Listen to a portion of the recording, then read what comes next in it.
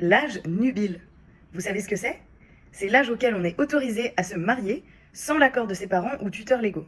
Et en France, il n'a pas toujours été à 18 ans, et il était même différent pour les filles et pour les garçons. Dans l'article 144 du Code civil, il n'y a pas si longtemps, on pouvait lire qu'un mariage pouvait être contracté si l'homme avait 18 ans révolus et la femme 15 ans révolus. Donc une fille pouvait se marier en étant mineure à un homme majeur.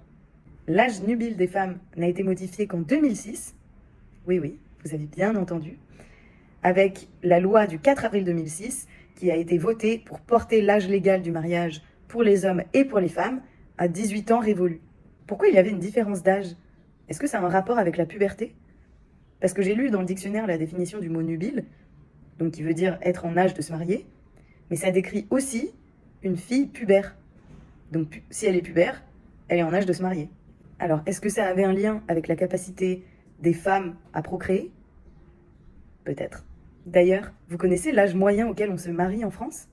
Selon l'INSEE, en 2022, c'est 37,2 ans pour les femmes et 39,6 ans pour les hommes dans les mariages entre personnes de sexe différents, et 38,5 ans et 44 ans pour les hommes dans les mariages entre personnes de même sexe. Je pensais vraiment que les gens se mariaient plus jeunes que ça, pas vous? Je me suis aussi demandé ce qui avait poussé à remettre en question cette loi en 2006. Réponse: le gouvernement était dans une démarche de lutte contre les mariages forcés et de prévention et de répression contre les violences au sein du couple et commises sur les mineurs. Des violences jugées récurrentes et spécifiques, liées notamment à la relation de dépendance matérielle et psychologique qui peut s'établir au sein d'un couple. Dans cette loi de 2006, il est aussi précisé que les crimes et délits commis au sein d'un couple constituent une circonstance aggravante, que ce soit un couple marié, pacsé, en concubinage ou un couple séparé. Et c'est aussi cette année-là que le Code pénal reconnaît le vol conjugal et le viol conjugal, qui est d'ailleurs considéré comme un viol aggravé. Malheureusement, il y a un écart entre la loi et la réalité, ne serait-ce qu'au niveau des condamnations. Beaucoup de victimes ne portent pas plainte, et quand elles le font, les faits sont souvent requalifiés et jugés au correctionnel plutôt qu'en cour d'assises, là où on juge les crimes.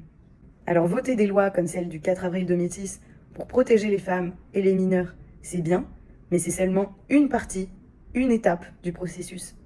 Pour réellement améliorer la situation, il y a une multitude de facteurs à prendre en compte, notamment les condamnations et la réalité des jugements, mais aussi, bien sûr, l'éducation et les mœurs de notre société.